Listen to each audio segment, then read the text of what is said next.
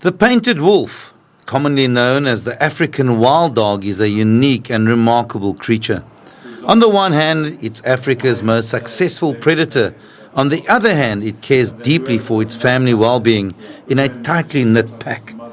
Yet for the last century, the wild dog has endured an outrageous assault, which has seen numbers decrease from 500,000 100 years ago to 6,500 today. This 99% reduction has put the species survival on a knife edge. One of the most exciting things about Manopause to me is that it's the only park in Africa which allows you to walk on foot by yourself without a guide at your own risk. And for me, what's important about that is I actually make a connection with the animals when I take my photographs. So when I first went to Manopause in 2013, and I first saw the dogs, I'd fallen in love with them. And in 2014, I went back. I realised that I wanted to make Manopause almost like my home. And I met this guy called Peter Blinston, and we decided to produce a book together. He saw my photographs. I love what he did as a conservationist. He runs painted dog conservation in Zimbabwe. And having decided to do the book, I suddenly realised, gosh, I really want to do something to help the dogs. I really want to do something that is meaningful, that tells the world about this very unknown creature. And so I spent the next 5 years, so it was 7 in total, with the dogs as much as I possibly could, photographing them, trying to get them through see them in all their behaviours, trying to capture their play, them on the hunt, them at the den, and their family life, because they live in packs and they're incredibly cohesive and social animals. And there were 2 main packs there, one called the Vundu, the other the Nyakasanga, and that was run by 2 alpha females. Alpha females rule the roost with the dogs. And so the Tate and Blacktip were the 2 alpha females, and in 2015 the BBC came in to film their film Dynasties, which was narrated by David Attenborough. So all the dogs that are in my book are the same ones that are actually seen in the BBC Dynasties film. The real story of Tate and Blacktip is Tate was this incredible and very successful alpha female, and she had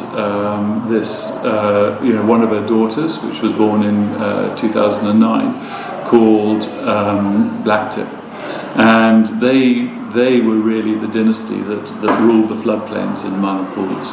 And the reality is you don't see much interaction between them, but what made them so successful is that they had a lot of they were very successful in having pups. They really added a significant number to the paintable population. There's only 6,500 creatures left in the world. That's down from 500,000 100 years ago. So they are threatened. So successful alpha females are really very important to sustaining the populations. They're also extraordinary hunters. They are known as probably the most successful hunt predator in Africa, and about 80% of their hunts result in kills. So that's what they were known for, but also they live for their pups, and that's one of the nicest things. So the pups are born in a den to one alpha female, so the whole pack is run by an alpha female. She is the only one who breeds. She is also the general. She's the commander. She's also the gentle mother, and that she brings them up in the den. But every member of the pack acts as a babysitter. They hunt. They come back and regurgitate for them. When they're not hunting, they're sleeping. But when they wake up, they have this incredible, what we call a greeting ceremony. And it's as if they haven't seen each other for years, and they're jumping at each other, biting each other, nibbling, chasing, and it's the most fun thing to see. And all you do is get a sense of joy as they play with the pups and play with each other. It's just really good fun. Although they are now a protected species, they still face a relentless assault from snaring, roadkills and disease. Peter Blinston takes the reader into the tough world of conservation, describing the many challenges and the innovative and successful solutions he has introduced. We're calling them painted wolves because that's far more palatable in the West, and what we're trying to do is put them on the top table of conservation.